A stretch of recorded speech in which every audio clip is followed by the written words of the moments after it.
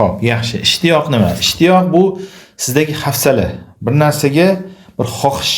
Shijoat bu jasorat, ichingizda bir ruhiyatingiz balandligi. Ichingizda yo'q qilaman, amalga oshiraman degan bir tushuncha. Bu ishtiyoq ham, shijoat ham ijobiy tushunchalar hisoblanadi. Xo'p, qarang, endi aytilyapti, demak, bu borada ham biz o'zimizni bir taftish qilib, bir narsaga aqlim yetadimi? Bo'ldi, kirishishim kerak. Aqlim yetmaydimi? Bo'ldi. O'zimizga tanqidiy qarab olishimiz kerak-da. Masalan, siz ilm oldingiz yetarli, institut bitirdingiz, diplomni oldingiz, yaxshi malaka hosil qildingiz. Bo'ldi, endi sekin qadam bosishingiz kerak. Yo'q, hali menga bor. Ancha bor desiz, umr o'tadi. Lekin xomsiz hali. Xomsiz.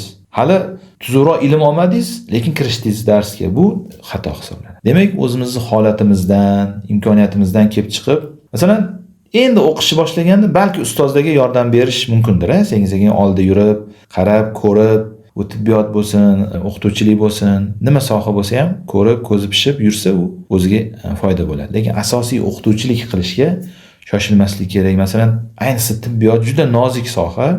Tibbiyotni aytayotganim sababi operatsiya qilish bo'lsin, birovni davolash bo'lsin, javobgarligi bo'ynida bo'ladi. Dunyoda ham, oxiratda ham buni javobini berish kerak bo'ladi. Shuning uchun bu narsalarga juda ham ehtiyotkor bo'lishimiz kerak. Ta'lim ham shunaqa. Ta'lim tizimini yomonlashishi millatning inqiroziga sabab bo'ladi. Shuni yaxshilab bilib olishimiz kerak. Bu ta'limga ham juda kuchli e'tibor beramiz.